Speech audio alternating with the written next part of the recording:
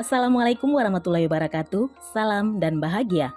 Perkenalkan, nama saya Yetiani BR Sagala, calon guru penggerak angkatan 7 dari SMA Negeri 8 Kota Subulus Salam. Video saya kali ini memaparkan koneksi antar materi pada modul 1.4 yaitu tentang budaya positif.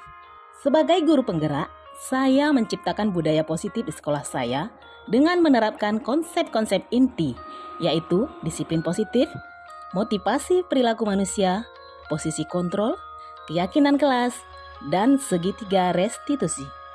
Budaya positif akan menimbulkan rasa aman dan nyaman bagi anak didik dalam proses pembelajaran.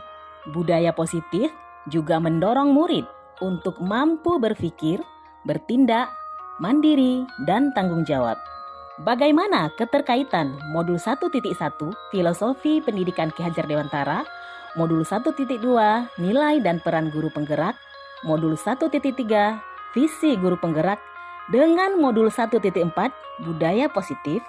Setelah saya mempelajari paket modul 1 ini dari 1.1 hingga 1.4, saya menjadi tahu bahwa pendidikan adalah menuntun, yaitu menuntun segala kodrat yang ada pada anak didik, baik itu kodrat alam maupun kodrat zamannya, untuk mencapai keselamatan dan kebahagiaan yang setinggi-tingginya, baik sebagai manusia maupun sebagai anggota masyarakat.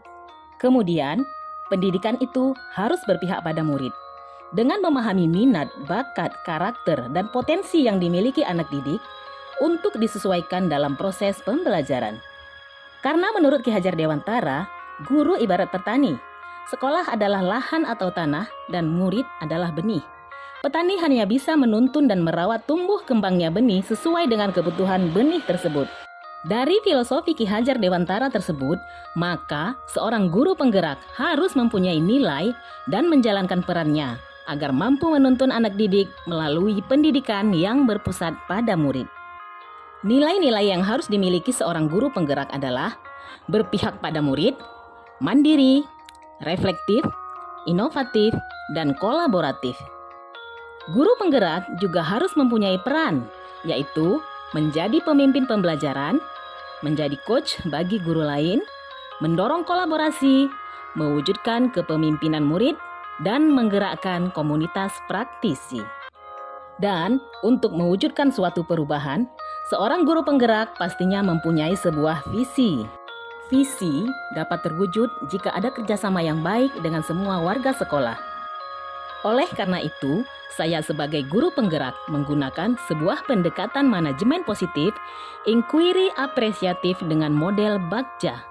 Adapun tahapan dalam menentukan visi dengan model Bagja adalah 1. Buat pertanyaan, 2. Ambil pelajaran, 3. Gali mimpi, 4. Jabarkan rencana, dan 5. Atur eksekusi. Berdasarkan penerapan tahapan Bagja, maka akan timbul pembiasaan-pembiasaan yang baik dan positif di sekolah, yang kita kenal dengan sebutan budaya positif.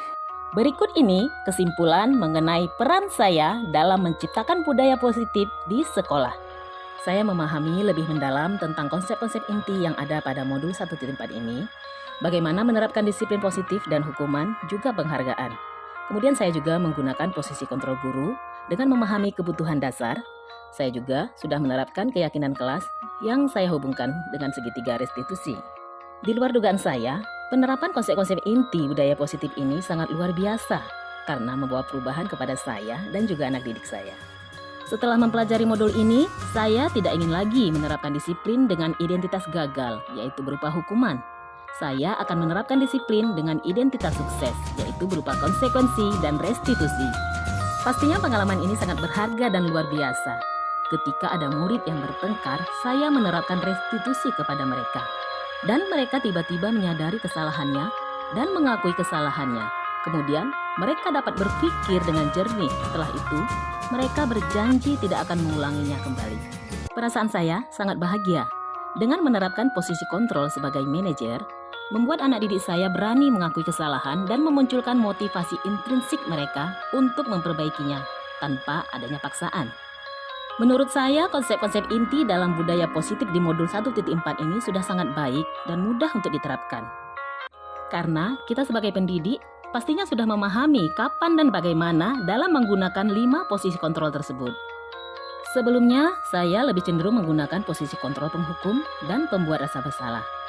Saya tidak merasa puas meskipun sudah menghukum anak didik karena tidak ada perubahan yang signifikan.